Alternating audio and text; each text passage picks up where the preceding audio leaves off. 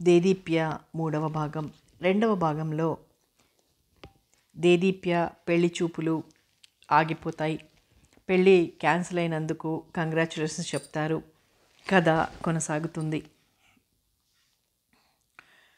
వారం రోజులు పిల్లలకు ప్రాక్టీస్ ఇవ్వడంతోనే సరిపోయింది దేదీప్యకు. శివప్రసాద్ ఇంటికి వెళ్ళడం జరిగింది కాదు.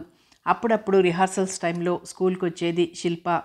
ఆ రోజు స్కూల్ యానివర్సరీ డే. సాయంత్రం అయ్యేసరికి పిల్లలతో, పిల్లల తల్లిదండ్రులతో, గెస్టులతో కళకళలాడుతోంది స్కూలు. మీటింగ్ అయిన తర్వాత సాంస్కృతిక కార్యక్రమాలు ప్రారంభమయ్యాయి. తెర తీయగానే స్టేజ్ మీద కనిపించిన దృశ్యం అది ఒక ఉద్యానవనం. పూల మొక్కలతో అందంగా ఉంది. ప్రకృతి మాత కదిలి వస్తుంటే స్వాగత గీతం అనిపించింది. స్వాగతం అందుకున్న ప్రకృతి మాత కదులుతుంటే తెర వెనక నుండి నవ్వులు వినిపించాయి. అటువైపు తరలి వెళ్ళింది ప్రకృతి మాత. గులాబీలు, మల్లె పువ్వులు నేను గొప్ప, నేను గొప్ప అంటూ గట్టిగా వాదించుకుంటున్నాయి. అవి తమలో తాము వాదించుకుంటూ అక్కడికి వచ్చిన గడ్డి పువ్వును చీదరించాయి. గులాబీ, మల్లె గడ్డి పువ్వును గేలి చేశాయి. గడ్డి పువ్వు దీనంగా అడుగుతుంది మీ స్నేహం తనకు ఇవ్వమని. గడ్డి పువ్వును కిందికి తోశాయి గులాబీ, మల్లె. గులాబీ, మల్లెల పరిహాసాలు, గడ్డె పువ్వు దీనాలాపన విన్న ప్రకృతి మాత గుండె జలధరించింది. వారి మధ్యకు వెళ్ళింది. పూచే పువ్వులన్నీ సమానమే. ఏ మొక్కకు పుట్టినా, ఏ కొమ్మన ఎదిగినా ప్రతి పువ్వు పరమాత్ముని పాదసన్నిధి చెంతకే. ఎవరు గొప్ప, ఎవరు తక్కువ భేదాలు లేవు అని ప్రకృతి మాత ముగ్గురిని గుండెలకు హత్తుకుంది. తరువాత బాలబాలికలు తమలో ఎన్ని మతాల వారున్నా, ఎన్ని కులాల వారున్నా ఆ భేదాలు మాలో లేవు. కలిసి ఆటలాడుతాం, ప్రగతి పాటలు పాడుతాం. కులమతాలకు అతీతమైన వ్యవస్థగా రూపొంది దేశ అభ్యుదయానికి కృషి చేస్తామంటూ శపథం చేస్తుండగా తెరపడింది. ఐకమత్యాన్ని చాటించే పూలబాల రూపకం అందరినీ సంతోషపరిచింది. పిల్లల అభినయం చూడ్డానికి ఎంత అందంగా ఉందో. కథ చెబుతూ పాటలు పాడిన దేదీప్య తీయని కంఠం వినడానికి ఆనందంగా ఉంది. దేదీప్య తీయని స్వరానికి ముగ్ధుడయ్యాడు శివప్రసాద్. హెడ్ మిస్ట్రెస్ రూపకంలో పాల్గొన్న బాలికలకు బహుమతులు ప్రకటించగా ముఖ్య అతిథిగా వచ్చిన జిల్లా కలెక్టర్ బహుమతులను అందజేశారు. హెడ్ మిస్ట్రెస్ దేదీప్య పాటలను మెచ్చుకొని వేదిక మీదకు పిలవగానే తడబడే అడుగులతో వేదిక మీదకు వచ్చిన దేదీప్యను చూసిన చాలా మంది కళ్ళు మెరిశాయి. గులాబీ రంగు చీరలో అందంగా ఉన్న దేదీప్యను చూసిన శివప్రసాద్ కళ్ళల్లో ఏవో భావాలు చెలరేగాయి. ప్రోగ్రాం అయిన తర్వాత సుస్మిత, శిల్పలతో బయటకు వచ్చింది దేదీప్య. మీరు ఇంత బాగా పాడతారని ఎప్పుడూ చెప్పలేదేమిటి అడిగింది శిల్ప. దేదీప్య గారు మీ పాటకు అభినందనలు. శివప్రసాద్ అలా అనగానే దేదీప్య నాకు కాదా అంది గబుక్కున. ఆ మాటకు అందరూ నవ్వేశారు. ఆదివారం దేదీప్య శివప్రసాద్ ఇంటికి వెళ్ళేసరికి వరండాలో శిల్ప, సుస్మిత, శివప్రసాద్ పేకాటాడుతున్నారు. రండి దేదీప్య గారు, మా బావ మా ఇద్దరినీ ఓడించేస్తున్నాడు. గెలుపు ఎప్పుడు మగవాడిదేనని మీసం తిప్పుతున్నాడు అంది దేదీప్యకు కూడా ముక్కలు వేస్తూ. వరుసగా 2 ఆటలు దేదీప్య గెలిచింది. శివప్రసాద్ చురుగ్గా చూశాడు దేదీప్యను. దేదీప్య చిన్నగా నవ్వింది. మా ఇద్దరిని అమాయకుల్ని చూసి గెలిచావు బావా, దేదీప్య గారితో ఆడి గెలు చూద్దాం అంది శిల్ప. అంటే దేదీప్య గారితో పోటీలో గెలవలేనంటావు ఉక్రోషంగా అన్నాడు శివప్రసాద్. బెట్ ఏ విషయంలో కూడా దేదీప్య గారితో గెలవలేవు అంది శివప్రసాద్ను మరింత ఉడికిస్తూ. రైట్, అంత గట్టిగా చెప్తున్నావు కాబట్టి పందెం వేసాడదాం. దేదీప్య గారిని పెద్ద ప్లేయర్ అనుకుంటున్నావు. ఎప్పటికైనా దేదీప్య గారిని నేను గెలుస్తాను. శివప్రసాద్ మాటలకు చురుగ్గా చూసింది దేదీప్య. అతని మాటల అర్థం ఆటలో మునిగిపోయిన సుస్మిత, శిల్ప గ్రహించలేకపోయారు.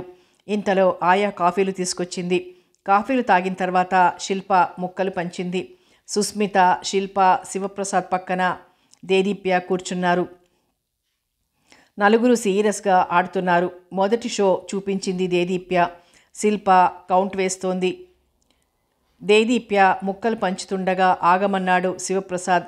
బెట్ గురించి మాట్లాడకుండా ఆడడం ఏం బాగాలేదు. అయితే బెట్ వివరాలు నేను చెబుతాను, మీరందరూ షరతులకు అంగీకరించాలి అంది సుస్మిత. సరేనన్నారందరూ. సరే వినండి, మొదటి రౌండ్లో ఓడిపోయిన వాళ్ళు సినిమాకి తీసుకువెళ్ళాలి. రెండో రౌండ్లో ఓడిపోతే హోటల్కు తీసుకెళ్ళాలి. ఇక చివరి ఘట్టంలో పరాజయం పొందితే పెద్ద పనిష్మెంట్, మిగిలిన ముగ్గురిని పిక్నిక్ తీసుకెళ్ళాలి. ఓకే? సుస్మిత బెట్ వివరాలకు అందరూ అంగీకరించారు. కానీ దేదీప్య ఆలోచనలో పడింది. ఏమిటి మీరింకా ఆలోచిస్తున్నారు అంది శిల్ప. పందెం చాలా ఖరీదైనదిలా అనిపిస్తోంది అంది నెమ్మదిగా దేదీప్య. ఏం పర్వాలేదు, మీరు తప్పకుండా గెలుస్తారు దేదీప్య గారు. ఒక సంఘటన చెప్పనా? ఒకసారి మా కాలేజీ వాళ్ళంతా పిక్నిక్ వెళ్ళాం. గ్రూపులుగా విడిపోయి ఆటల్లో పడ్డాం. లాటరీ పద్ధతిలో గ్రూపులుగా ఏర్పడ్డాం. ఒక గ్రూపులో 2 అమ్మాయిలు 2 అబ్బాయిలు ఆటలో పందెం వేసుకున్నారు. ఆఖరి రౌండ్లో ఓడిపోయిన వాళ్ళు విజయం సాధించిన వారి బుగ్గపై ముద్దు పెట్టుకోవాలి. ఆ అమ్మాయిలు ముందు భయపడ్డారు. మరి తప్పదు, ఆట సీరియస్గా ఆడడం ప్రారంభించారు. ఏ అమ్మాయి ఓడిపోయి తనకు ముద్దును బహుమతిగా ఇస్తుందా అని ఆ ముద్దు కోసం అబ్బాయిలిద్దరూ సీరియస్గా శ్రద్ధగా ఆడడం ప్రారంభించారు. అబ్బాయిని ఎక్కడ ముద్దు పెట్టుకోవాల్సి వస్తుందో అని, ఈ గండం నుంచి తప్పించుకోవాలని 2 అమ్మాయిలు పట్టుదలతో ఆడారు. ఎవరి ఆతృత వారిది. ఆట జోరుగా సాగుతోంది. మొదటగా ఒక అబ్బాయి ఓడిపోయాడు. ముద్దు ఛాన్సు తప్పిపోయిందని దిగాలు పడిపోయాడు. ఆ అబ్బాయి మిగిలిన గ్రూపుల వాళ్ళ దగ్గరికి వెళ్ళి పందెం గురించి చెప్పగానే తమాషా చూద్దామని అందరూ ఆ ముగ్గురి చుట్టూ మూగారు. ఆటలో ఉన్న అమ్మాయిలిద్దరికీ భయం పట్టుకుంది. అయినా ఆట మీద శ్రద్ధను పోనివ్వలేదు. రెండో రౌండ్లో ఒక అమ్మాయి ఓడిపోయింది. బ్రతుకు జీవుడా అని ఊపిరి పీల్చింది ఆ అమ్మాయి. రంగంలో ఉన్నారు అమ్మాయి అబ్బాయి. బాగా ఆడమని, ఓడిపోవద్దని మిగిలిన అమ్మాయిలు ఆ అమ్మాయికి ధైర్యం చెబుతున్నారు. అబ్బాయిలు మరింత హుషారుగా ఆటలో ఉన్న అబ్బాయికి ఎంకరేజ్ చేస్తున్నారు అని ఆగిపోయింది శిల్ప. తర్వాత ఏమైంది? శివప్రసాద్ అడిగాడు ఇంట్రెస్ట్గా. సుస్మిత ముసిముసిగా నవ్వుతూ వింటోంది. కానీ దేదీప్య తలుంచుకుంది. పాపం ఆ అమ్మాయి ఓడిపోయింది. అబ్బాయిలు ఈలలు వేస్తూ గోల చేస్తున్నారు. ఆ అమ్మాయి బిక్కుబిక్కుమంటూ చూస్తోంది ముద్దు పెట్టాలి అని. అబ్బాయిల గోల. ఆ అబ్బాయి విజయ్ గర్వంతో ఆ అమ్మాయి ఇచ్చే ముద్దు కోసం ఎదురు చూస్తున్నాడు. మరి తప్పదన్నట్లుగా ఆ అమ్మాయి నెమ్మదిగా ఆ అబ్బాయి దగ్గరకు వెళ్ళి చిన్నగా అబ్బాయి బుగ్గ మీద ముద్దు పెట్టింది. అందరూ ఆ అబ్బాయిని మీదకి ఎత్తేశారు. ఆ ముద్దు సంఘటన ఆ రోజుతో అందరూ మర్చిపోయారు. ఎందుకంటే మెడికల్ కాలేజీలో జరిగే ర్యాగింగ్ పెద్ద పెద్ద విషయాలతో పోలిస్తే ఇది చాలా చిన్న విషయం. అయితే అందరూ ఆశ్చర్యపోయే విషయం ఏమిటంటే ఆ ముద్దు సంఘటనతో ఆ అమ్మాయి ప్రేమలో ఆ అబ్బాయి పడడం, ఆ అమ్మాయి కూడా ఆ అబ్బాయిని ప్రేమించడం జరిగింది. పెళ్లి కూడా చేసుకోవాలనుకుంటున్నారు. శిల్ప చెప్పడం ఆపగానే శివప్రసాద్ చప్పట్లు కొట్టాడు. వండర్ఫుల్! పందెం అంటే అలాగుండాలి. మా అక్క ఆటలో ఉంది కాబట్టి సరిపోయింది. లేకపోతేనేం ఆ పందెం మనం వేసుకుంటే బాగుండేది అన్నాడు అప్రయత్నంగా. అబ్బా ఆశ అంది శిల్ప వెక్కిరిస్తూ. దేదీప్య ముఖం ఎర్రబడింది. మీరు కథలు చెప్పుకుంటారా, ఆట ఆడుతారా? సుస్మిత గట్టిగా అనడంతో ఆటలో పడ్డారు. శిల్ప ముక్కలు పంచింది. తర్వాత శిల్ప ఓడిపోయింది. కౌంట్ ఎక్కువ అవడంతో దేదీప్య కూడా ఓడిపోయింది. అక్క తమ్ముళ్ళిద్దరే రంగంలో మిగిలారు. పిక్నిక్ అంటే మాటల, ఖర్చుతో కూడుకున్న పని. గెలుపు కోసం సీరియస్గా ఆడుతున్నారు. శిల్ప సుస్మితకు, దేదీప్య శివప్రసాద్కు సలహాలిస్తూ ఆట నడిపిస్తున్నారు. సుస్మిత వేసిన ముక్కను తీసుకొని మరో ముక్క వెయ్యబోతుంటే దేదీప్య శివప్రసాద్ను వారించి ఇంకో ముక్క వెయ్యమని చొరవగా అతని చేతిలోని ముక్క తీస్తుంటే దేదీప్య చేతులు అతని చేతుల్ని తాకాయి. అప్రయత్నంగా శివప్రసాద్ దేదీప్య చేతుల్ని పట్టుకున్నాడు. చురుగ్గా చూసింది దేదీప్య. థ్యాంక్స్ అన్నాడు నవ్వుతూ. ఆటలో మునిగిపోయిన శిల్ప, సుస్మిత ఇదేమీ గమనించలేదు. సుస్మిత ఆట చూపించడంతో ఇద్దరూ కౌంట్కి దగ్గరయ్యారు. Drop chance లేదెవ్వరికీ. ఈసారి జాగ్రత్తగా ఆడాలి, లేకపోతే ఓటమి తప్పదు అనుకున్నారు అక్క తమ్ముడు. జోకర్తో ఆట చూపించి పందెం గెలిచాడు శివప్రసాద్. అక్క, పందెం నేనే గెలిచాను. పందెం ప్రకారం తమ తమ షరతులను అమలుపరచడానికి అక్క డేట్ ఫిక్స్ చేస్తుంది. అందుకు మీరంతా సిద్ధంగా ఉండాలి అన్నాడు శివప్రసాద్. సుస్మిత నవ్వుతూ చెప్పింది. మొదటగా ఓడిపోయిన శిల్ప వచ్చే ఆదివారం సినిమాకి తీసుకువెళ్తుంది. సినిమాకు వెళ్లే దారిలో రెండో రౌండ్లో ఓడిపోయిన దేదీప్య గారు హోటల్కి తీసుకువెళ్తారు. ఇక చివరిసారిగా పరాజయం పొందిన నేను పిక్నిక్కి తీసుకెళ్తాను. పిక్నిక్ ఎక్కడో కాదు, మా ఊరు తీసుకువెళ్ళి తిరుగు ప్రయాణంలో రామన్న చూపిస్తాను. కాబట్టి నేను వెళ్ళేటప్పుడు నాతో మీరంతా రావాలి అంది. శిల్ప, శివప్రసాద్ ఒప్పుకున్నారు. ఏమిటి దేదీప్య గారు అంతగా ఆలోచిస్తున్నారు? హోటల్ బిల్ గురించి భయపడకండి, చాలా తక్కువ తింటాం అంది శిల్ప. సుస్మిత, శివప్రసాద్ నవ్వేశారు. చాలా టైం అయింది, మరికొస్తానండి అని లేచింది దేదీప్య. కార్లో డ్రాప్ చేస్తానని ఆగిపోయి సారీ అన్నాడు శివప్రసాద్. సుస్మిత, శిల్పలకు అర్థం కాలేదు. దేదీప్య బయటకు వచ్చి రిక్షాను పిలిచింది. ఆదివారం సాయంత్రం దేదీప్య వెళ్ళేసరికి సుస్మిత, శిల్ప తయారై కూర్చున్నారు. శివప్రసాద్ బూట్లు వేసుకుంటున్నాడు. ఆయా శిరీషను తయారు చేసి తీసుకొచ్చింది. నలుగురు కారులో కూర్చున్నారు. హోటల్ ముందు కారు ఆపి దేదీప్యను చూశాడు శివప్రసాద్. దేదీప్య నవ్వుతూ కారు దిగింది. ఫ్యామిలీ రూమ్లో కూర్చున్నారు. సర్వర్కు ఆర్డర్ ఇవ్వబోయి శివప్రసాద్ ఆగిపోయాడు. బిల్లు మీది కాబట్టి మీరే చెప్పాలి అన్నాడు. ముందు స్వీట్ చెప్పండి అంది సుస్మిత. గులాబ్ జామ్. దేదీప్య, శివప్రసాద్ ఒక్కసారి అనడంతో సుస్మిత, శిల్ప నవ్వుకున్నారు. మీ ఇద్దరి అభిరుచులు ఒకటే కాబట్టి మీరేది చెప్పినా తినడానికి సిద్ధం అంది శిల్ప. దేదీప్య మాట్లాడలేదు. స్వీటు, దోశ తిన్న తర్వాత శిరీషకు బోర్న్విటా చెప్పి నలుగురు కాఫీలు చెప్పారు. ఎందుకో అనుమానం వచ్చి హ్యాండ్ బ్యాగ్ చూసుకుంది దేదీప్య. గుండె జల్లుమంది. స్కూల్కి వెళ్ళేటప్పుడు 2 రూపాయల కంటే ఎక్కువ బ్యాగ్లో వేసుకునే అలవాటు లేదు. పార్టీ సంగతి గుర్తున్నా డబ్బు వేసుకుని రావడం మర్చిపోయింది. ఇప్పుడెలా? సుస్మిత, శిల్ప ఏమనుకుంటారు? పక్కన కూర్చున్న శివప్రసాద్ దేదీప్య అవస్థని గమనిస్తూనే ఉన్నాడు. దేదీప్య బిక్కపోయి చూసింది. సుస్మిత, శిల్ప వాష్ బేసిన్ దగ్గరికి వెళ్ళారు. శివప్రసాద్ పర్సులోంచి 20 రూపాయల నోటు తీసి ఎవరికీ కనిపించకుండా దేదీప్య చేతిలో ఉంచాడు. కృతజ్ఞతాపూర్వకంగా చూసింది దేదీప్య. బిల్లు చెల్లించి బయటకు వచ్చి కారులో కూర్చున్నారు. సినిమా హాలు దగ్గర కారు ఆగింది.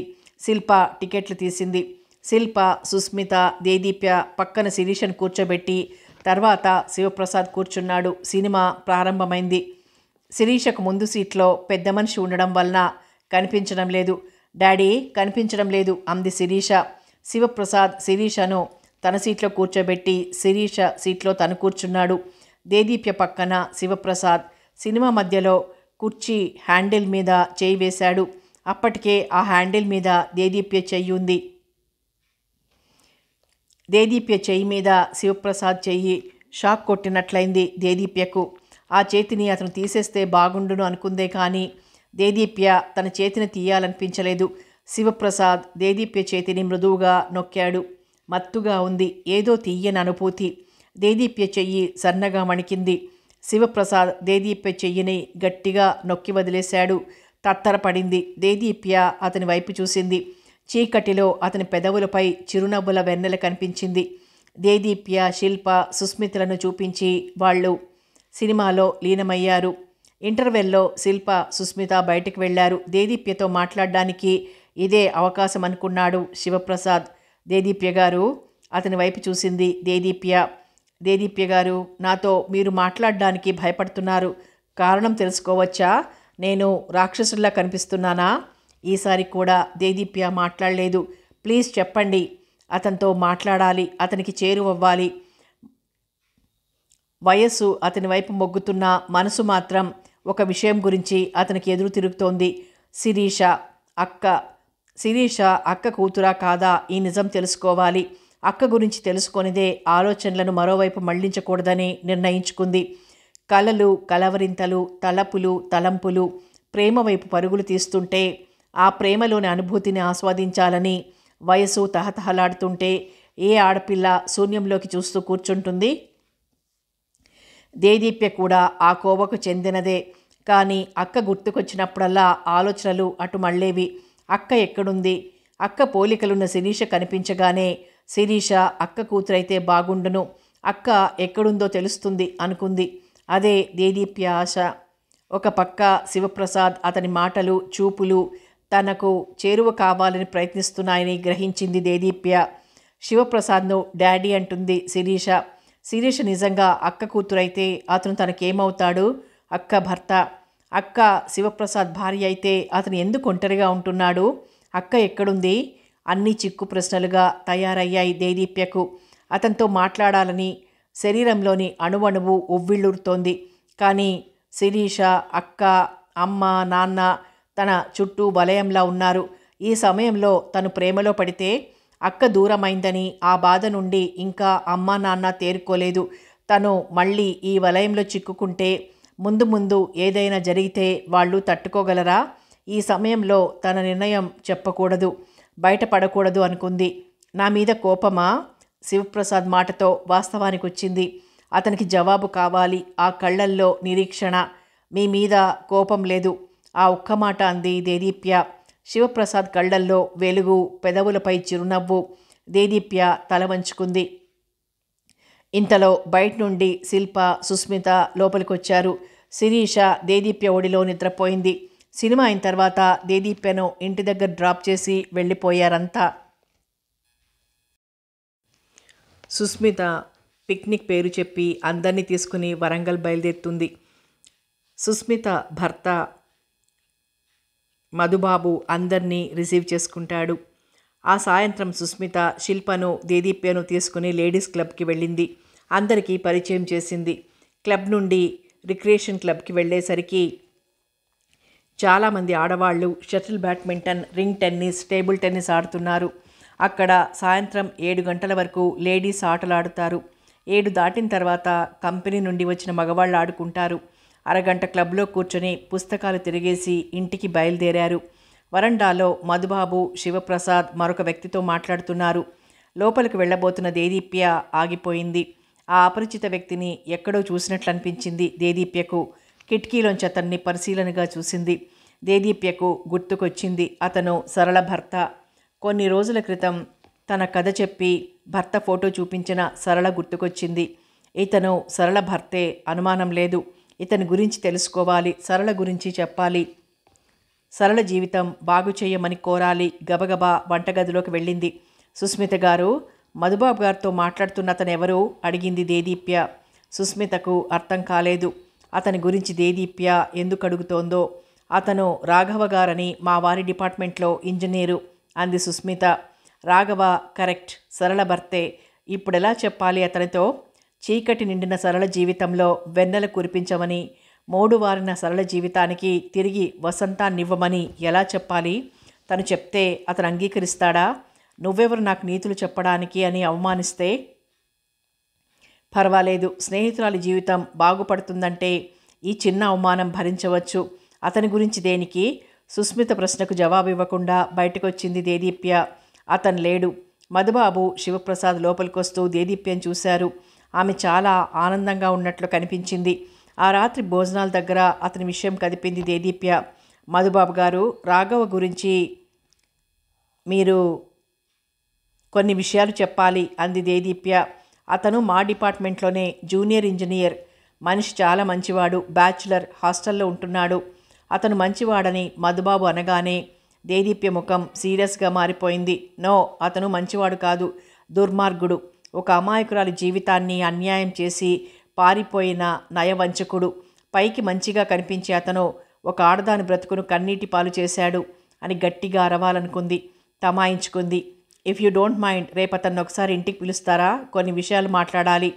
దేదీప్య మాటలకు మధుబాబు, శివప్రసాద్ ముఖాలు చూసుకున్నారు. దేదీప్య ధోరణి ఎవరికీ అర్థం కావడం లేదు. అతనెవరు, ఈమెవరు? 2 రోజులైంది వచ్చి. అతని గురించి ఎందుకు ఆమె అన్ని వివరాలు అడుగుతోంది? ఆమెకు అంతకుముందే అతను తెలుసా? అతనితో మాట్లాడవలసిన అవసరం ఏమిటి? రకరకాల ప్రశ్నలు కలిగాయి అందరిలో. అయితే ఎవరూ బయటపడలేదు. సరే, అలాగే చెబుతానన్నాడు మధుబాబు. ఎందుకని వివరాలు అడగకుండా. శివప్రసాద్కు పిచ్చెక్కుతున్నట్లు అనిపించింది. మధుబాబు సుస్మిత పిలుపుతో వంటగదిలోకి వెళ్ళాడు. ఎదురెదురుగా శివప్రసాద్, దేదీప్య. దేదీప్య అతన్ని చూసింది. ముఖంలో కళలేదు. శివప్రసాద్కు కళ్ళెర చేసి విసురుగా అక్కడి నుంచి లేచిపోయాడు. మగబుద్ధి. చిన్నగా నవ్వుకుంది దేదీప్య. రాఘవ, మధుబాబు గదిలో మాట్లాడుతున్నాడు. సుస్మిత వాళ్లకు కాఫీ తీసుకెళ్తుంటే వెనకే వెళ్ళింది దేదీప్య. సంభాషణ ఎలా ప్రారంభించాలో తోచక ఆలోచనలో పడింది. రాఘవకంతా అయోమయంగా ఉంది. ఉదయం కంపెనీలో మధుబాబు నీతో మా స్నేహితురాలు కొన్ని విషయాలు మాట్లాడాలని నిన్ను సాయంత్రం తీసుకురమ్మని చెప్పిందని చెప్పినప్పుడు ఆశ్చర్యపోయాడు. తనతో మాట్లాడవలసిన అవసరం ఆమెకు ఎందుకు వచ్చింది? ఆమె ఎవరు? అర్థం కాలేదు. దేదీప్యం చూసిన మధుబాబు మళ్ళీ వస్తానని రాఘవతో చెప్పి బయటకొచ్చాడు. అంతకుముందే సుస్మిత వెళ్ళిపోయింది. నమస్కారం అంది దేదీప్య. రాఘవ నమస్కరించాడు. మీ పేరు రాఘవ్ గారు కదూ? రాఘవ మరింత ఆశ్చర్యపోయాడు, తన పేరు ఈవిడికెలా తెలిసిందని. నా పేరు దేదీప్య. నేనెవరో మీకు తెలియదు, కానీ మీ గురించి నాకు బాగా తెలుసు. ఎలా తెలుసో ప్రస్తుతం అనవసరం. మిమ్మల్ని కొన్ని విషయాలు అడగాలనుకుంటున్నాను. మీ అంతరంగిక విషయాలలో జోక్యం కలుగజేసుకుంటున్నానని మీరు అన్యదా భావించకుండా జవాబులు చెప్పగలరా? అడగండి అని రాఘవ సిగరెట్ వెలిగించబోయి ఆగిపోయాడు. దేదీప్య చిన్నగా నవ్వి, పర్వాలేదు, కాల్చండి అంది. రాఘవ సిగరెట్ వెలిగించాడు. చెప్పండి, ముందు సిగరెట్ పూర్తిగా కాల్చండి. దేదీప్య ధోరణేమిటో ఊహ కందడం లేదు రాఘవకు. మీకు సిగరెట్ కాల్చే అలవాటు ఎప్పటి నుండి ఉంది? రోజుకి ఎన్ని కాలుస్తారు? దేదీప్య ప్రశ్నకు రాఘవ గట్టిగా నవ్వాడు. ఇదా మీరు నన్ను అడగబోయే ముఖ్య విషయం? కాదు, చెప్పండి. ఇంజనీరింగ్ కాలేజీలో అడుగుపెట్టినప్పటి నుండి రోజుకు ఒక పెట్టె సిగరెట్లు కాలుస్తాను. రాఘవ సిగరెట్టు ఆర్పి దేదీప్యను చూశాడు. చెప్పండి అన్నట్లు. సరళ ఎవరు? గతుక్కుమన్నాడు రాఘవ. అతని ముఖంలో రంగులు మారడం గమనించింది. రాఘవ మాట్లాడలేదు. చెప్పండి మళ్ళీ అడిగింది దేదీప్య. ప్లీజ్, తప్పించుకోవడానికి ప్రయత్నించవద్దు. సమాధానం సూటిగా చెప్పండి. సరళ ఎవరు? నా భార్య. ఎప్పుడు? కొన్ని సంవత్సరాల క్రితం. ఎప్పుడో అంటున్నారు, ఇప్పుడు కాదా? అంటే ఇప్పుడు కూడా నా భార్యే, కానీ ప్రస్తుతం నా భార్య నా దగ్గర లేదు. చిరాగ్గా ఉంది రాఘవకు. నవ్వుకుంది దేదీప్య. మీ భార్య మీ దగ్గర ఉండక ఎక్కడుంటుంది? వ్యంగ్యంగా అడిగింది. ఈసారి కూడా రాఘవ మాట్లాడలేదు. పోనీ మీ భార్య ఎక్కడుందో తెలుసా? తెలియదు. ఆ మాటకు అప్రయత్నంగా దేదీప్య కళ్ళల్లో నీళ్లు నిలిచాయి. రాఘవ కంగారు పడ్డాడు. దేదీప్య గారు, సరళ గురించి మీరింతగా బాధపడుతున్నారంటే సరళకి మీకు గల స్నేహబంధం ఎటువంటిదో అంచనా వేయగలుగుతున్నాను. మీరు సరళ గురించి ఎంతగా బాధపడుతున్నారో అంతకు రెట్టింపు రంపపు కోతను అనుభవిస్తున్నాను నేను బాధపడుతున్నానంటే మీరు నమ్మరు. ఎందుకంటే సరళకు నేను, నా కుటుంబం ఎంత అన్యాయం చేశామో మీకు తెలిసే ఉండొచ్చు. తెలుసు కాబట్టే మీరు నన్ను నిలదీసి అడగగలుగుతున్నారు. అంతవరకు వచ్చింది కాబట్టి నా గురించి పూర్తిగా చెబుతాను. కానీ ముందు మీరు నాకొక మాట ఇవ్వాలి అని ఆగిపోయాడు రాఘవ. కాస్తంత మెత్తబడింది దేదీప్య. ఏమిటి? దేదీప్య గారు, నేను సరళ పట్ల మూర్ఖంగా ప్రవర్తించానన్న నిజం వాస్తవమే. కానీ జీవితంలో నేను చూసిన సంఘటనలకు ప్రేరేపింపబడి పశ్చాత్తాపపడి మనసున్న మనిషిగా మారేసరికి సరళ ఎక్కడుందో తెలియదు. సరళ కనబడితే ఆమె కన్నీటిని తుడిచి గుండెలకు హత్తుకొని ఓదార్చి నన్ను క్షమించమని అడగాలనుకున్నాను. అయితే సరళ కనిపించలేదు. వెతికాను. నా ప్రయత్నం ఫలించలేదు. నా మాట నమ్మితే నా కథ చెబుతాను. దేదీప్య ఆలోచించింది. అతను పశ్చాత్తాపపడ్డా? సరళ కోసం వెతికాడా? నమ్మశక్యం కావడం లేదు. ఆ మాటే అందామనుకుంది. కానీ తర్వాత అతను చెప్పబోయే విషయాలలో నిజానిజాలు తెలుసుకోకుండా తొందరపడడం మంచిది కాదని బయటపడలేదు. చెప్పండి అంది దేదీప్య. దేదీప్య గారు, సరళ గురించి మీకంతా తెలుసుంటే సరళ ద్వారా అయితే నా మనస్తత్వం ఏమిటో ఇంతకు ముందే తెలిసి ఉంటుందని నేను అనుకుంటున్నాను. అందంగా లేని సరళను భార్యగా ఊహించలేక అందం, చదువు ఉన్న భార్య కావాలని ఆశపడి సామాన్య మగవాడిలా ప్రవర్తించానన్న సంగతి తెలిస్తే క్షమించండి. నేను పెళ్లి గురించి ఊహల్లోనైనా ఆలోచించిన రోజుల్లో సరళతో నా పెళ్లి ప్రస్తావన వస్తే నేను ససేమిరా ఒప్పుకోలేదు. ఎందుకంటే చిన్నప్పటి నుండి సరళంటే నాకున్న ఇష్టత. కానీ మామయ్య బలవంతంతో అతను మా కుటుంబానికి సహాయం చేశాడని, ఫలితంగా అతని మాటను మన్నించి ఒప్పుకోవడం మంచిదని నా నిర్ణయంతో సంబంధం లేకుండానే పెళ్లికి అంగీకరించాడు. మా నాన్నకి నిజం చెప్పాలంటే సరళతో నా పెళ్ళి ఇంట్లో నాకే కాదు ఎవరికీ ఇష్టం లేదు.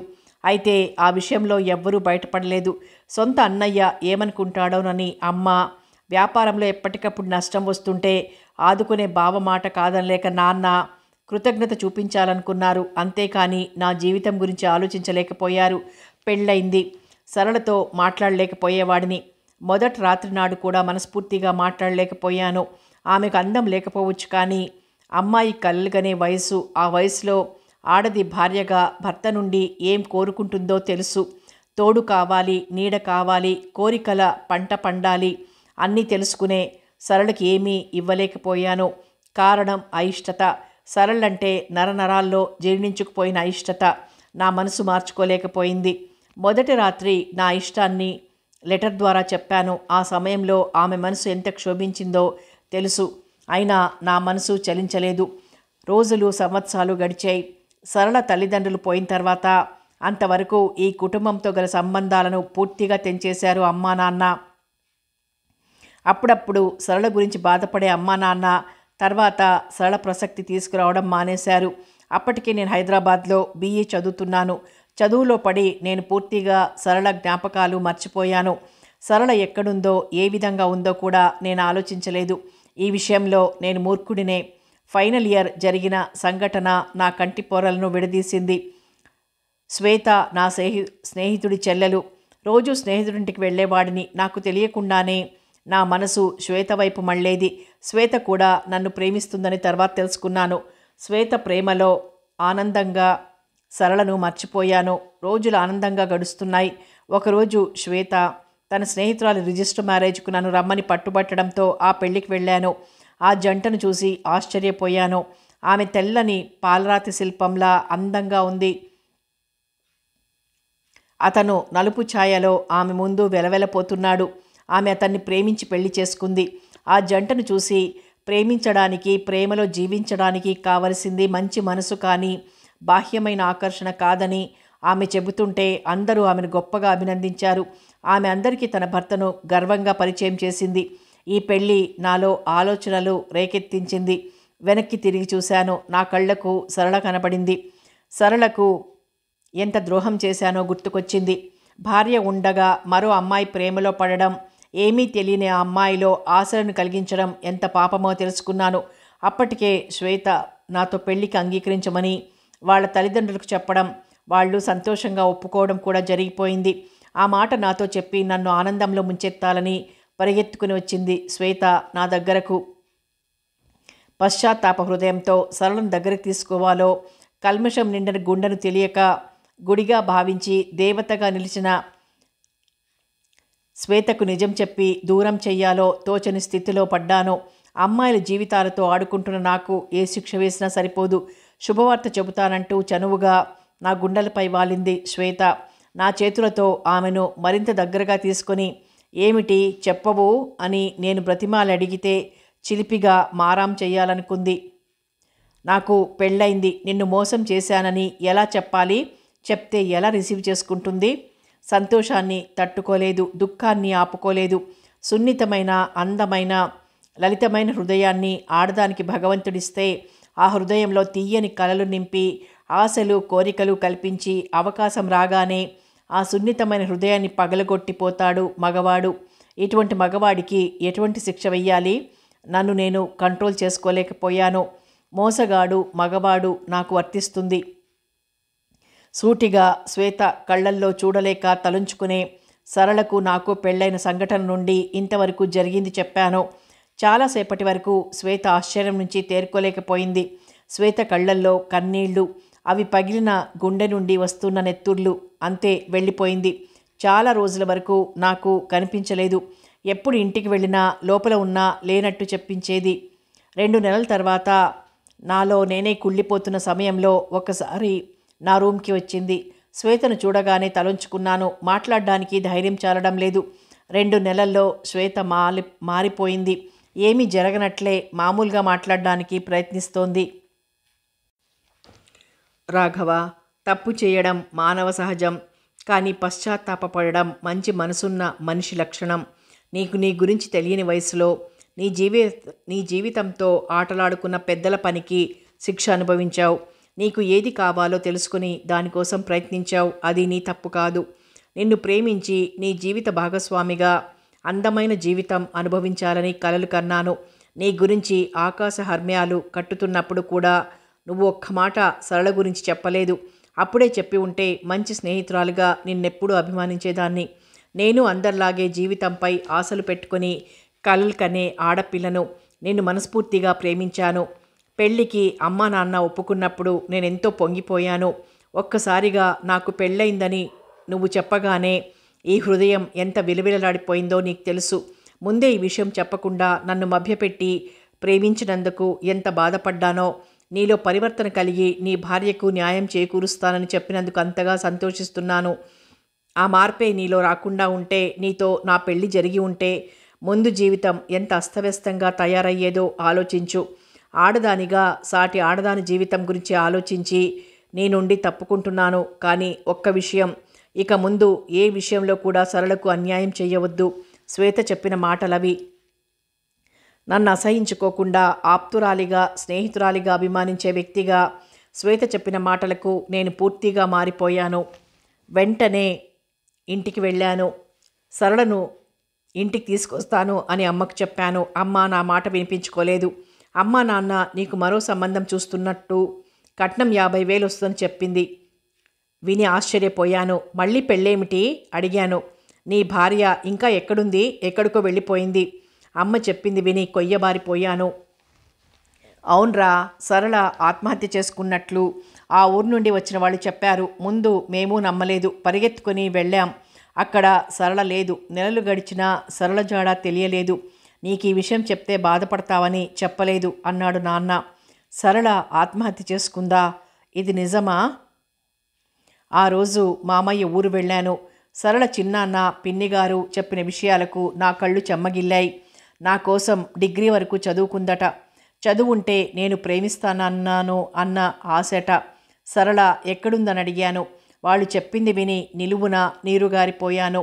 సరళను తన తల్లిదండ్రులు ఎంతగా అవమానించారో కూడా చెప్పారు. కొందరు ఆత్మహత్య చేసుకుందన్నారు, కొందరు ఎక్కడికో వెళ్ళిపోయిందన్నారు. అందరూ పాపం ఆ అమ్మాయికి అన్యాయం చేశారు. ఆ బాధ ఆడపిల్ల ఎన్నాళ్ళు భరిస్తుంది? నిజంగా చనిపోయే ఉండొచ్చు. బ్రతికుంటే ఒక్కసారైనా ఊరు రాకుండా ఉంటుందా? చిన్నప్పటి నుండి కష్టాలే. అందం లేకపోవడం ఆమె తప్ప? అందంగా లేని వాళ్లకు పెళ్ళిళ్ళు అవడం లేదా? సంసారాలు చేయడం లేదా? మరింకక్కడ ఉండలేకపోయాను. తెలిసిన వాళ్ళనందరినీ అడిగాను. సరళ తల్లిదండ్రులు చనిపోవడంతో బంధుత్వాలు అన్నీ తెగిపోయాయి. సరళ గురించి ఎవరు పట్టించుకుంటారు? వాళ్ళకేం తెలుస్తుంది సరళ ఎక్కడుందో, ఎలా ఉందో? హైదరాబాద్ వచ్చాను. శ్వేత సరళ గురించి అడిగితే ఏం చెప్పాలి? మరింత మూర్ఖుడిగా అంచనా వేస్తుంది. అయితే శ్వేత అడగలేదు. శ్వేత పెళ్లి డాక్టర్తో జరిగిపోయింది. ఆ విధంగా శ్వేత దూరమైంది. సరళను దూరం చేసుకున్నాను. ఎలాగో ఆ సంవత్సరం చదువైందనిపించాను. అమ్మా నాన్నల ముఖం చూడకూడదనుకున్నాను. తర్వాత ఇక్కడ ఉద్యోగం. అప్పుడప్పుడు సరళ గుర్తుకొచ్చి నేనేం పాపం చేశాను, నాకు ఈ శిక్ష ఎందుకు వేశారు అని అడుగుతున్నట్లు అనిపిస్తుంది. ఆ సమయంలో నేనెంత మానసిక క్షోభకు గురవుతున్నానో ఆ భగవంతుడికే తెలుసు. దేదీప్య గారు, ఇంతవరకు నా గురించి ఎవరికీ చెప్పకుండా నాలో నేనే కుమిలిపోతున్నాను. మీకు చెప్పాను, ఇంకా నన్ను అసహించుకుంటున్నారా? సరళ కోసం నేను బాధపడుతున్నానని ఒక్కరైనా నమ్మితే నాకు అంతే చాలు అని చెప్పి గబగబా బయటికి వెళ్ళిపోయాడు రాఘవ. దేదీప్య అలాగే నిలబడిపోయింది. వరండాలో కూర్చున్న మధుబాబు, శివప్రసాద్ ఆశ్చర్యపోయారు చెప్పకుండా వెళ్ళిపోతున్న రాఘవను చూసి. గదిలో దేదీప్య ఆశ్చర్యం నుండి తేరుకోలేదు. సరళ కోసం రాఘవ ఎంత బాధపడుతున్నాడో అర్థం చేసుకుంది. సరళ చనిపోలేదు. మీరొస్తారని ఆశతో ఎదురుచూస్తూ అవమానాలను, అవహేళనలను ఎదుర్కొంటూ జీవోత్సవంలా బ్రతుకుతుందని చెప్పాలనుకుంది రాఘవతో. అయితే దేదీప్యకు ఆ అవకాశం ఇవ్వకుండానే బాధతో వెళ్ళిపోయిన రాఘవను చూసి నిట్టూర్చింది. కొంతసేపు అయిన తర్వాత బయటకు వచ్చింది దేదీప్య. రాఘవ్ గారు అలా వెళ్ళిపోయారేమిటి? శిల్ప అడిగింది. దేదీప్య అప్పుడు చెప్పింది రాఘవ, సరళల గురించి. మధుబాబు, శివప్రసాద్, శిల్ప, సుస్మిత ఆశ్చర్యపోయారు. దేదీప్య గారు, ఒక స్నేహితురాలి జీవితాన్ని బాగు చేయడానికి మీరు చొరవ తీసుకొని అతని గురించి అన్ని విషయాలను బయటకు తీసుకొచ్చి అతనిలో మార్పు తీసుకొచ్చారు. నిజంగా సరళ ఎంతో అదృష్టవంతురాలు. మీలాంటి స్నేహితురాలు ఉన్నందుకు. రేపు ఉదయం రాఘవన్ తీసుకొస్తాను. సరళ బ్రతికే ఉందని ఆమెను ఓదార్చమని చెప్పండి. విడిపోయిన భార్యాభర్తలను కలిపిన పుణ్యం వస్తుంది. మధుబాబు దేదీప్యను మెచ్చుకుంటూ అన్నాడు. సుస్మిత, శిల్ప దేదీప్యను ఆకాశానికి ఎత్తేశారు. అరగంట మాట్లాడిన తర్వాత ఎవరో వస్తే మధుబాబు బయటికి వెళ్ళాడు. సుస్మిత, శిల్ప మాటల్లో పడ్డారు. గదిలో కూర్చున్న దేదీప్య దగ్గరికి వెళ్ళాడు శివప్రసాద్. దేదీప్య గారు. దేదీప్య తలెత్తి చూసింది. శివప్రసాద్ కళ్ళల్లో వెలుగు, అభినందన స్పష్టమవుతోంది. మీలో నాకు దేవత కనిపిస్తుంది అన్నాడు. దేదీప్య అందంగా నవ్వింది. మధుబాబు రాఘవని తీసుకొచ్చాడు. రాఘవ సిగ్గుతో తలెత్తుకోలేకపోతున్నాడు. అతనిలో పశ్చాత్తాపం కనిపిస్తోంది. మధుబాబు రాఘవ భుజం తట్టాడు. రాఘవ, దేదీప్య గారు నీకొక శుభవార్త చెప్తారు. ఏమిటి? రాఘవ్ గారు, మీరు సరళ గురించి విన్నదంతా అబద్ధం. పిరికిదానిలా చనిపోలేదు. ఎప్పటికైనా మీరు మనసు మార్చుకుని వస్తారని ఆశతో ఎదురు చూస్తోంది. డిగ్రీ అయిన తర్వాత రాజమండ్రిలో టీచర్గా ఉద్యోగం సంపాదించింది. తమ్ముడిని చదివించింది. దగ్గరలో ఉండి కూడా మీ అమ్మ నాన్న ఇంకా మీ బంధువులు ఎవ్వరూ సరళ దగ్గరికి వెళ్ళలేదు. అందరూ ఉన్న ఒంటరితనం అనుభవించింది సరళ. సరళ బ్రతికుందో లేదో కూడా ఎవరూ చూడలేదంటే మీ వాళ్ళు ఎంత మూర్ఖంగా ప్రవర్తించారో చూడండి. తర్వాత విశాఖపట్నంలో ఉద్యోగం రావడంతో ఆ బాధ నుండి దూరంగా వచ్చింది. తమ్ముడు చదివైన తర్వాత స్నేహితుల ద్వారా మద్రాసులో ఉద్యోగం సంపాదించుకుని వెళ్ళిపోయాడు. అప్పుడప్పుడు సరళను చూసి వెళ్తుంటాడు. సరళ ఒంటరి. మీరు ఎప్పటికైనా మీ మనసు తన వైపు మళ్ళిస్తారనే ఆశతో, తప్పకుండా మీరు వస్తారనే నమ్మకంతో ఆ శుభగడియ కోసం ఎదురు చూస్తూ ఒంటరిగా బ్రతుకును భారంగా నెట్టుకుని వస్తోంది. సరళ ఎంత బాధపడుతోందో, మిమ్మల్ని తలంచుకుని ఎంత కుమిలిపోతోందో ప్రత్యక్షంగా చూస్తున్న నాకు తెలుసు. ఆమెకు మీ చెయ్యి అందివ్వండి. ఆమె పెదవులపై చిరునవ్వుల దివ్వెలు వెలిగించండి. మోడువారిన జీవిత హృదయ నందనవనంలో పూలు పూయించండి. ఆ ఒంటరితనం నుండి తప్పించి మీరు దగ్గరకు తీసుకోండి అంది దేదీప్య ఆవేశంగా. సరళ బ్రతికే ఉందా? నిజమా? రాఘవకు ఆశ్చర్యంగా, ఆనందంగా ఉంది. అవును రాఘవ, సరళ బ్రతికే ఉంది అన్నాడు మధుబాబు.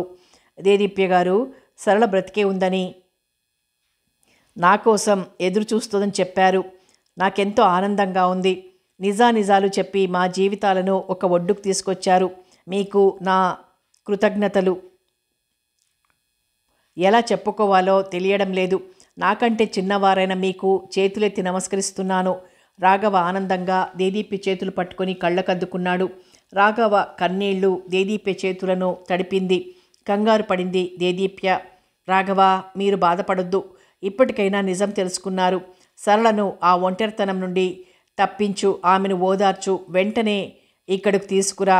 మధుబాబు రాఘవను ఓదార్చి చెప్పాడు. దేదీప్య గారు, సరళ ఎక్కడుంది చెప్పండి. దేదీప్య సరళ వివరాలు చెప్పింది. రాఘవ దేదీప్యకు మరోసారి కృతజ్ఞతలు చెప్పి వెళ్ళిపోయాడు. అందరి హృదయాలు తేలికపడ్డాయి. ఇప్పుడు మన ప్రోగ్రాం ఏమిటి? భోజనాల దగ్గర అడిగింది శిల్ప. ఏముంది, రేపు మన తిరుగు ప్రయాణం అంది దేదీప్య. అప్పుడే వెళ్ళడానికి వీల్లేదు అని సుస్మిత ఇంకేదో చెప్పబోతుంటే అడ్డుపడింది దేదీప్య. వచ్చి 4 రోజులైంది. 2 రోజుల్లో వస్తానని నాన్నగారికి చెప్పాను. ఇంకా వెళ్ళకపోతే కంగారు పడతారు. చివరికి ఎలాగైతేనేం ఒప్పుకున్నారంతా. మర్నాడు రామప్ప వెళ్ళి అక్కడి నుండి శిల్ప హైదరాబాదు, శివప్రసాద్ దేదీప్య వైజాగ్ వెళ్ళిపోవడానికి నిర్ణయించుకున్నారు. ఉదయం 6 గంటలకి బస్సు ఎక్కితే ములుగు దగ్గరికి వెళ్ళేసరికి 9 అయింది. అక్కడి నుండి రామప్ప 15 కిలోమీటర్ల దూరం. ములుగు నుండి బస్సులున్నాయి. ములుగులో టిఫిన్ చేసి బస్సు ఎక్కారు. రామప్ప చేరుకున్నారు. చారిత్రాత్మకమైన స్థలం అది. రోజు చాలామంది విజిటర్లు వస్తుంటారు. పిక్నిక్ సమయాలలో చాలా రద్దీగా ఉంటుంది. శిల్పుల పనితనం ప్రతి శిల్పంలో కనిపించి ఆశ్చర్యపరుస్తుంది. గోపురం ద్వారం దాటగానే గుడి లోపలికెళ్లే దారిలో 2 స్తంభాల మీద నగ్న స్త్రీల బొమ్మలు చెక్కబడి ఉన్నాయి. గుడిలో శివుని విగ్రహం, శివుని ముందు నంది. నందిలోని ప్రత్యేకత అందరినీ ఆకర్షించింది. ఏ వైపు నుండి చూసినా ఆ నంది మన వైపు చూస్తున్నట్లు కనిపిస్తుంది. అందరూ ఆ నంది ముందు తిరుగుతుంటే శివప్రసాద్ అలా నంది ముందు ఉండకూడదన్నాడు. ఎందుకని అడిగింది దేదీప్య. గుడిలోకి ప్రవేశించేటప్పుడు ఈశ్వరునికి ఎదురుగా ఉండే నందిని అడ్డగించి పోకూడదు. ఎందుకంటే ఆ నంది తన ముక్కు ద్వారముల గుండా ఆడుచుండెడి ఉచ్ఛ్వాస నిశ్వాసాలతో చామరముల వలె ఈశ్వరునికి విసురుతుందని పెద్దలు చెబుతుంటారు. అంచేత ఈశ్వరునికి విసురునప్పుడు ఆ వృషభమును అడ్డగించకూడదు. అది ఒక ప్రమాణము. దేవాలయములలోని నంది యొక్క రహస్యం ఇది అని చెప్పాడు శివప్రసాద్. వింతగా ఉంది అందరికీ. గర్భగుడిలోకి వెళ్ళారు. ఒక ధ్వజస్తంభం మీద 3 స్త్రీలు నాట్యం చేస్తున్నట్లు చిత్రం ఉంది. అయితే శిల్ప నైపుణ్యత ఏమిటంటే ఆ భంగిమలో 4 కాళ్లే కనిపిస్తాయి. గర్భగుడి దాటిన తర్వాత ముఖద్వారం కుడిపక్క సరిగమలు పలికించే 7 చిన్న స్తంభాలు. గర్భగుడి గోడలపై ఆనాటి రాజుల రాణుల ఆభరణాలు చెక్కబడి ఉన్నాయి. మరొక చోట కాగడ పట్టుకున్న స్త్రీ శిల్పం. ఆ శిల్పంలో ప్రత్యేకత స్పష్టంగా కనిపిస్తోంది. అడుగు ముందుకు వేసినప్పుడు మడమ మధ్యన స్పేస్ స్పష్టమవుతోంది. గుడిలో కొబ్బరికాయ కొట్టి బయటకొచ్చారు. ఒక దగ్గర కూర్చున్నారు. గుడిలో ఎందుకు కొబ్బరికాయ కొడతారు అడిగాడు శివప్రసాద్. అవును, ఎందుకు కొడతారు? ఇది చిన్న విషయమే, కానీ దేవుడి ముందు కొబ్బరికాయ కొట్టి ఆ దేవునికి నివేదన రూపముగా చూపుటకు రహస్యార్థం చాలా ఉంది. దేదీప్య, శిల్ప, సుస్మిత శివప్రసాద్ చెబుతున్న విషయాలు శ్రద్ధగా వింటున్నారు. కొబ్బరికాయను విడదీయక మునుపు పైపట్ట పసుపుగా అందంగా ఉంటుంది. పైపట్ట విడదీయనప్పుడు బహు కష్టంగా ఒకదానికొకటి చిక్కుకొని విశేష చిక్కులుగా వస్తుంది. ఆ చిక్కులను విడదీసి కొబ్బరికాయను పగలకొట్టితే తెలుపు రంగులో గల కొబ్బరి కనిపిస్తుంది. దీనిని మనం దేవునికి చూపిస్తుంటాం.